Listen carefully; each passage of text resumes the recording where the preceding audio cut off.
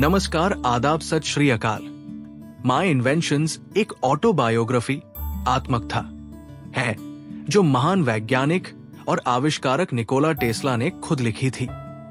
ये किताब सबसे पहले 1919 में एक मैगजीन में छपी थी और बाद में इसे किताब की शक्ल में लाया गया। इसमें टेस्ला ने अपनी जिंदगी की सबसे खास बातें, अपने बचपन के अनुभव, अपने आविष्कारों की शुरुआत और अपने सोचने के तरीके को बड़ी ही साफगोई और सादगी से बताया है। वो ये भी बताते हैं कि कैसे उनके आइडियाज पहले दिमाग में पूरी तरह बनते थे और फिर असल जिंदगी में आते थे। टेस्ला इस किताब में सिर्फ मशीनों की बात नहीं करता, वो अपने इमोशंस, अपने स्ट्रगल और अपने उस नजरिए को भी शेयर करता है जो आज के दौर में भी बहुत इंस्पायर करने वाला है। उसने बताया कि कैसे उसने अपने दिमाग की ताकत से डर, बुरे ख्याल और बीमारी से भी लड़ाई की। किताब को पढ़ते हुए ऐसा लगता है जैसे टेस्ला हमसे सीधे बात कर रहा हो, बिना किसी दिखावे के। वो ये भी बताता है कि कैसे कुछ लोग और कंपनियां उसके आइडिया का फायदा उठाना चाहती थी, लेकिन वो कभी अपने विजन से पीछे नहीं हटा। अगर कोई टेस्ला को सिर्फ एक साइंटिस्ट समझता है तो ये किताब बताती है कि वो एक विजनरी था, मतलब ऐसा इंसान जो 100 साल आगे की सोचता था। ये किताब उन लोगों के लिए एक खजाना है जो क्रिएटिविटी, इमेजिनेशन और जुनून को समझना और जीना चाहते हैं। इस बुक का पहला सबक है टेस्ला बचपन से ही अलग सोचता था। निकोला टेस्ला जब छोटे थे तब से ही उनकी सोच कुछ हटके थी। वो उन बच्चों में से नहीं थे जो चीजों को बस देखकर भूल जाएं। वो हर चीज को गहराई से समझते थे, क्यों हो रहा है, कैसे हो रहा है और इससे कुछ नया कैसे बनाया जा सकता है। जब कोई चीज उन्हें दिखती थी तो उनका दिमाग उस पर खुद ब खुद काम करने लगता था। वो उस चीज को अपने मन में तोड़ते, जोड़ते, घुमाते और उसका पूरा मॉडल बना लेते थे, बिना कुछ लिखे या बनाए। उनकी इमेजिनेशन इतनी तेज थी कि जो चीज उन्होंने कभी देखी भी नहीं, वो भी अपने दिमाग में बना सकते थे। जैसे एक बार उन्होंने लिखा कि वो बचपन में ही एक ऐसी मशीन के बारे में सोचने लगे थे जो बिना तार के बिजली भेज सके। अब सोच, उस जमाने में लोग ठीक से बल्ब तक नहीं समझ पाए थे और ये बंदा बिना वायर के एनर्जी भेजने की सोच रहा था। टेस्ला को दिन में भी ऐसी विजुअल चीजें दिखती थी। वो लिखते हैं कि कई बार कोई शब्द सुनते ही उनके सामने कोई चमकती हुई रोशनी या कोई ऑब्जेक्ट दिखने लगता था। ये सब किसी आम इंसान के साथ नहीं होता और यही चीजें उन्हें सबसे अलग बनाती थी। लेकिन शुरुआत में ये सब उनके लिए आसान नहीं था।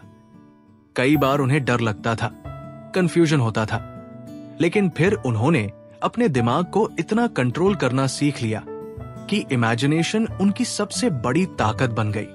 वो जब अकेले होते थे तो घड़ी की मशीनें, पंखों की ब्लेड, पानी की धारा जैसी चीजों को दिमाग में जोड़ते घटाते रहते थे। स्कूल में भी उन्हें किताबों से ज्यादा मजा उन चीजों में आता था जो वो खुद सोच पाते थे।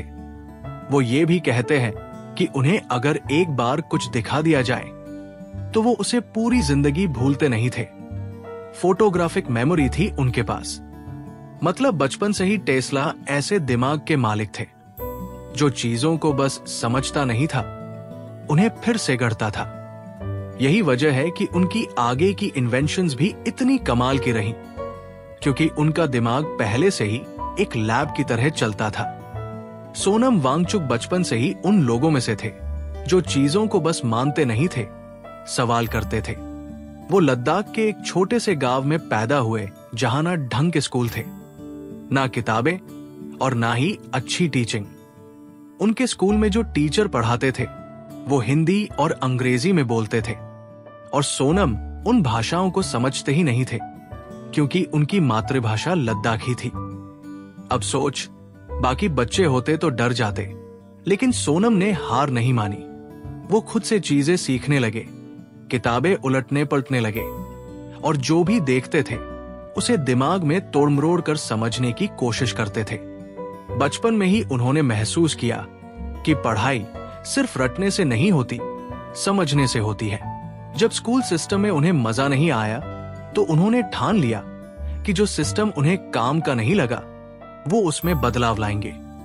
बाद में उन्होंने SECMOL, students educational and cultural movement of Ladakh नाम का स्कूल खोला, जहां बच्चे किताब से नहीं जिंदगी से पढ़ाई करते हैं, अपने हाथों से चीजें बनाते हैं, खेती करते हैं, सोलर एनर्जी से लेकर मशीनों तक खुद डिजाइन करते हैं। उनकी सबसे फेमस इनोवेशन है आइस्टूपा। अब ये नाम थोड़ा टेक्निकल लगे, लेकिन सोच बहुत सिंपल थी। लद्दाख में गर्मियों में पानी की बहुत कमी हो जाती थी, जबकि सर्दियों में पानी जमा होकर बर्फ बन जाता है, जो किसी काम नहीं आता।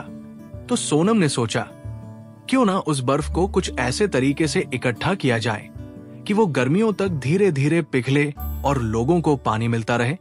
बस उन्होंने एक ऐसा आइस टावर बनाया जो पिरामिड्स जैसा दिखता है और गर्मियों में धीरे धीरे पानी देता है। इस एक आइडिया ने किसानों की जिंदगी बदल दी। अब देख, ये सब उन्होंने किताबों से नहीं सीखा, बल्कि सिर्फ अपने दिमाग और सवाल पूछने की ताकत से किया। ठीक वैसे ही जैसे टेस्ला करते थे, चीजों को पहले अपने दिमाग में इमेजिन करना और फिर उसे हकीकत बनाना। सोनम वांगचुक आज भी कहते हैं कि अगर बच्चे को सवाल करने से रोका जाए तो उसका दिमाग बंद हो जाता है, और अगर उसे खुला सोचने दिया जाए तो वो कुछ भी कर सकता है। यही बात टेस्ला की सोच से पूरी तरह जुड़ती है। इस बुक का दूसरा सबक है, बचपन की परेशानियों ने उसे मजबूत बनाया। निकोला टेस्ला का बचपन आसान नहीं था, बल्कि काफी मुश्किलों से भरा हुआ था।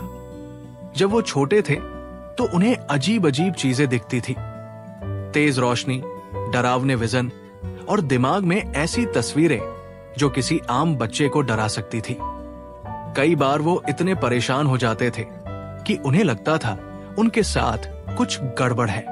इसके अलावा उनके बड़े भाई की अचानक मौत ने उन्हें अंदर से झकझोर कर रख दिया। घर वाले भी उन्हें हमेशा उनके भाई से कम समझते थे, जिससे उनका आत्मविश्वास कमजोर पड़ता था। लेकिन टेस्ला ने हार नहीं मानी। उन्होंने इन सारी परेशानियों को अपने अंदर की ताकत में बदल दिया। उन्होंने खुद ही अपने दिमाग को कंट्रोल करना सीखा, डर को पीछे धकेला और अपनी इमेजिनेशन को हथियार बना लिया। जहां और बच्चे इन हालातों में टूट जाते, टेस्ला ने खुद को और मजबूत बना लिया। उन्होंने ये समझ लिया कि मुश्किलें आएंगी, लेकिन अगर दिमाग और सोच पर कंट्रोल हो तो इंसान कुछ भी कर सकता है। उन्हीं बचपन की तकलीफों ने उन्हें वो ताकत दी जो आगे चलकर उन्हें दुनिया का एक महान आविष्कारक बना गई। गोविंद जायसवाल बनारस, वाराणसी के रहने वाले हैं और उनके पापा रिक्शा चलाते थे। घर की हालत ऐसी थी कि ना ढंग का कमरा, ना कोई पढ़ाई का माहौल और ना ही पैसे। परिवार में 4 लोग थे और सब एक ही छोटे से कमरे में रहते थे। वही खाना बनता था, वही सोना होता था और वही गोविंद पढ़ाई करते थे। उनके आसपास के लोग अक्सर उन्हें ताना मारते थे, कहते थे कि रिक्शे वाले का बेटा अफसर बनेगा। ये बातें किसी का भी हौसला गिरा सकती थी, लेकिन गोविंद टूटे नहीं। उनके पास पढ़ाई के लिए कोचिंग के पैसे नहीं थे, फिर भी उन्होंने अपना सपना नहीं छोड़ा। स्कूल से आकर सीधा पढ़ाई में लग जाते। गर्मियों में बिजली जाती थी तो पसीने में भीगते हुए मोमबत्ती जलाकर पढ़ते थे। उन्होंने खुद बताया है कि गर्मी और शोरगुल में भी वो कभी हार नहीं माने, क्योंकि उनके पास सिर्फ 2 ही रास्ते थे, या तो हालात के आगे झुक जाएं, या फिर खुद को इतना बदल दे कि हालात झुक जाएं। उन्होंने दूसरा रास्ता चुना। गोविंद ने पूरे फोकस के साथ पढ़ाई की और बिना किसी स्पेशल गाइडेंस के यूपीएससी का एग्जाम पास किया और आईएएस अफसर बन गए, वो भी ऑल इंडिया रैंक 48 लाकर। ये कोई छोटी बात नहीं थी।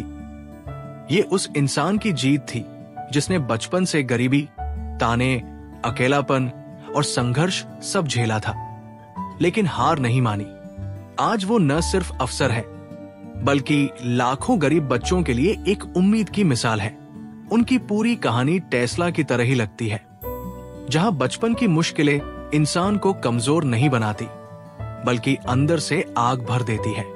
फर्क बस इतना है कि टेस्ला ने विज्ञान में दुनिया को बदला और गोविंद ने अपने हालात को हराकर ये दिखा दिया कि कोई भी इंसान कुछ भी कर सकता है, बस दिल और सोच में आग होनी चाहिए। इस बुक का तीसरा सबक है, उसकी इन्वेंशंस पहले दिमाग में बनती थी। निकोला टेस्ला की सबसे जबरदस्त बात यह थी कि वो किसी भी मशीन या आइडिया को पहले अपने दिमाग में बनाते थे, एकदम क्लियर और डिटेल में, जैसे किसी कंप्यूटर में 3D मॉडल चलता है। उन्हें किसी डायग्राम या ड्राइंग की जरूरत ही नहीं पड़ती थी। जब उनके दिमाग में कोई नया आइडिया आता था तो वो उसे वहां ही टेस्ट करते थे। उसके हर पार्ट को घुमाते, उसकी कमजोरी देखते, उसके फायदों को समझते और अगर कुछ ठीक ना लगे तो वही सुधार भी कर लेते थे। जब सब कुछ मन में एकदम सही लगने लगता तभी वो उसे असल में बनाते थे। ये उनकी सोचने की ताकत का इतना बड़ा सबूत है कि आज भी बहुत सारे साइंटिस्ट इस तरीके से काम नहीं कर पाते। बाकी लोग पहले रफ बना के काम करते हैं, लेकिन टेस्ला का दिमाग ही उनका लैब था। उन्होंने AC current, wireless power, rotating magnetic field जैसे बड़े इन्वेंशंस पहले अपने दिमाग में इतने अच्छे से बनाए कि जब असली मॉडल बनाया तो वो ऑलमोस्ट बिना गलती के काम करता था। ये कोई आम बात नहीं थी। ये दिखाता है कि उनकी इमेजिनेशन सिर्फ सपनों जैसी नहीं, बल्कि एकदम प्रैक्टिकल और पावरफुल थी। यही चीज उन्हें दूसरों से अलग बनाती थी। वो पहले सोचते थे, महसूस करते थे, अंदर विजुअलाइज करते थे और फिर उसे दुनिया के सामने लाते थे। रघुनाथ माशेलकर का जन्म गोवा के एक बहुत ही गरीब परिवार में हुआ था और जब वो छोटे थे तब उनके पिता का निधन हो गया। घर में इतने पैसे नहीं थे कि पढ़ाई का खर्च निकले, तो उनकी मां ने दूसरों के घरों में काम किया ताकि बेटा स्कूल जा सके। माशेलकर साहब कई बार नंगे पैर स्कूल जाते थे और स्कूल से लौटकर अपनी मां के साथ काम में हाथ बंटाते थे। लेकिन इन सब तकलीफों के बीच उनके अंदर एक अलग ही आग थी, कुछ नया सोचने और उसे अपने दिमाग में बना लेने की ताकत। जब वो बड़े हुए और साइंस की पढ़ाई में घुसे तो उन्होंने खुद को हमेशा एक बात सिखाई, अगर मशीन नहीं है तो अपने दिमाग से बना लो।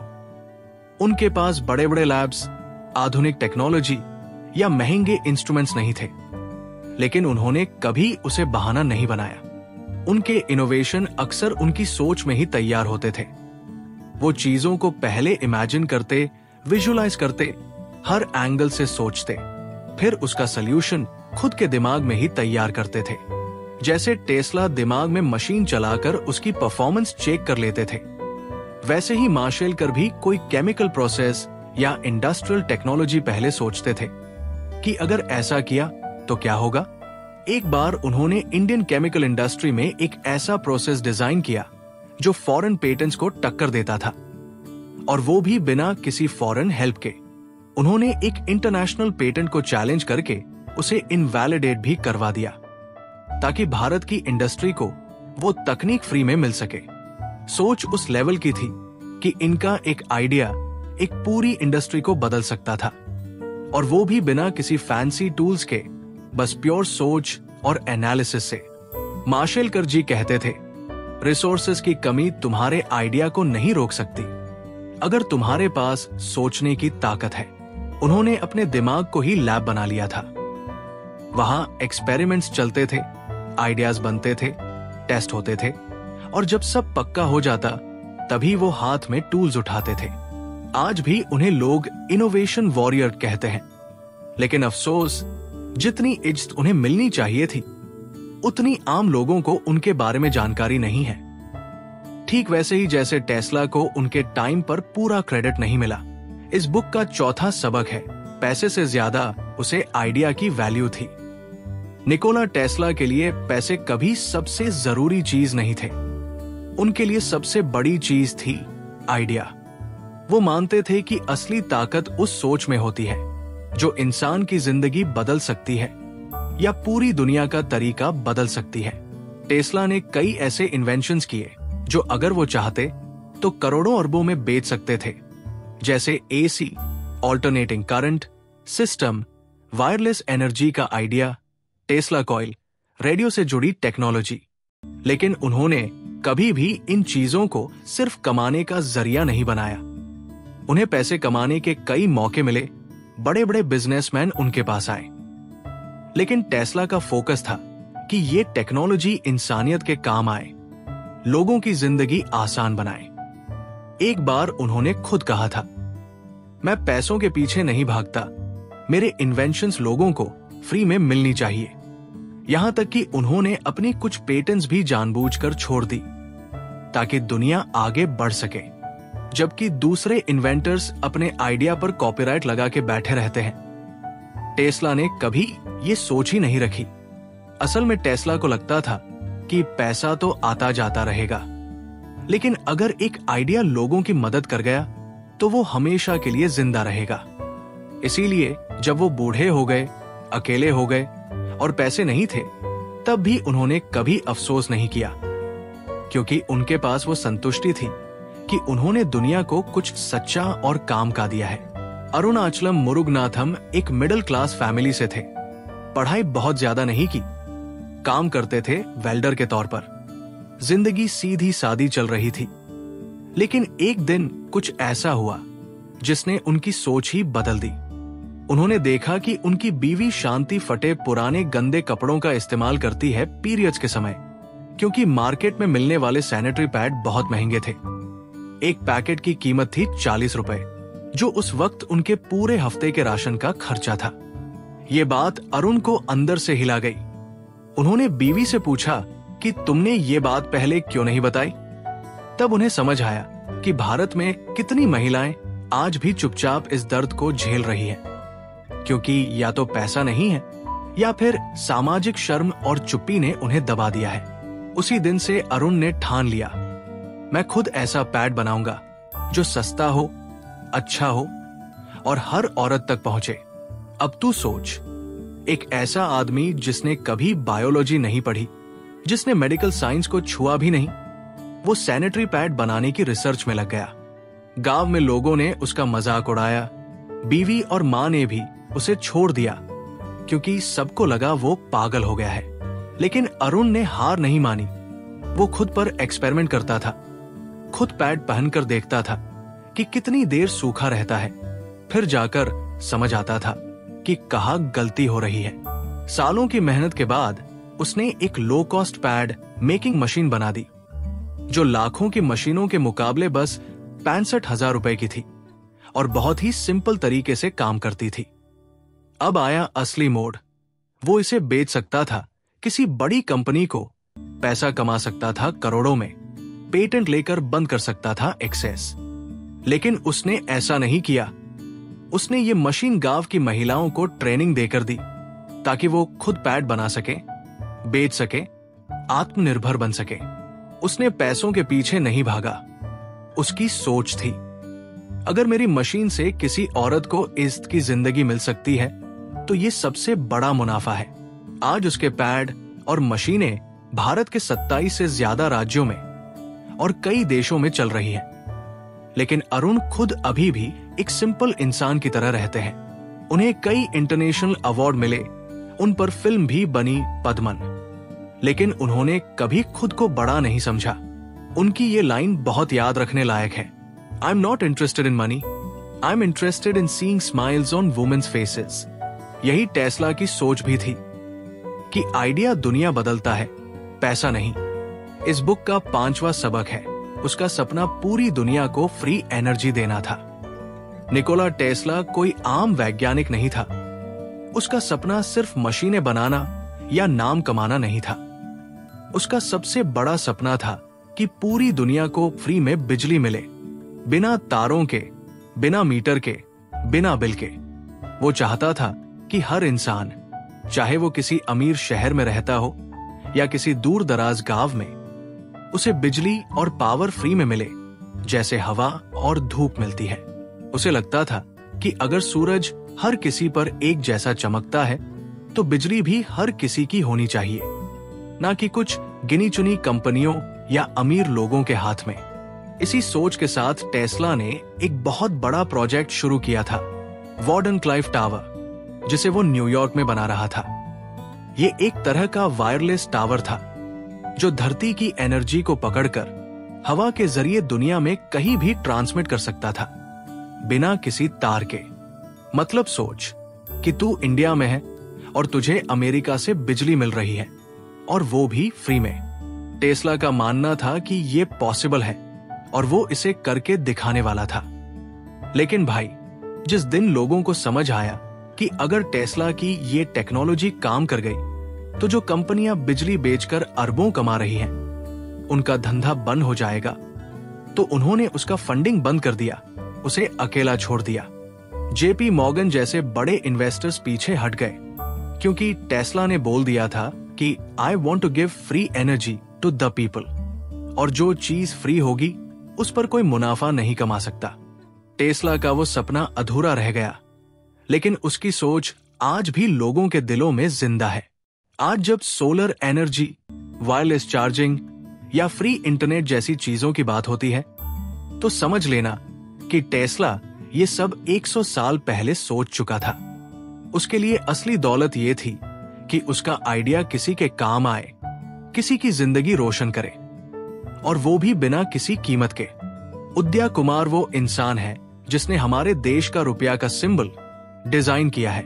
हाँ भाई, वही जो तू हर रोज देखता है, नोट पे, मोबाइल में, किसी वेबसाइट पर या पेमेंट ऐप में। लेकिन क्या तू जानता है कि उसने इसके बदले एक भी पैसा नहीं लिया? जब भारत सरकार ने 2010 में रुपया का सिंबल बनाने के लिए एक कॉन्टेस्ट रखा था, तो हजारों लोगों ने अपने डिजाइन्स भेजे, लेकिन उदया कुमार का डिजाइन सबसे अलग था, क्योंकि वो सिर्फ दिखने में ही अच्छा नहीं था, बल्कि उसमें भारत की पहचान और सोच भी छुपी हुई थी। उसका डिजाइन ऐसा था जिसमें देवनागरी र और रोमन आर दोनों का मिक्स था, साथ में 2 लाइनें जो इक्वालिटी और इकोनॉमी को दर्शाती थी। अब यहां असली बात यह है, उसने ये डिजाइन पैसों के लिए नहीं बनाया। उसने कोई रॉयल्टी नहीं ली, कोई पेटेंट नहीं कराया, और जब उसका डिजाइन सिलेक्ट हुआ तब भी वो बस खुश था कि उसका काम देश की सेवा में काम आ रहा है। उसका कहना था, मुझे पैसे नहीं चाहिए, मुझे गर्व चाहिए कि मेरे डिजाइन से देश की पहचान बन रही है। उदया कुमार आज भी एक सिंपल प्रोफेसर है, ज्यादा लाइमलाइट में नहीं आता, कोई शो ऑफ नहीं करता, लेकिन उसका काम हर दिन करोड़ों लोग यूज करते हैं और उन्हें पता भी नहीं कि ये किसने बनाया। ऐसी ही ज्ञानवर्धक वीडियो के लिए चैनल को सब्सक्राइब करें और बेल आइकन दबाएं ताकि कोई भी वीडियो मिस न हो। जय हिंद, जय भारत, धन्यवाद।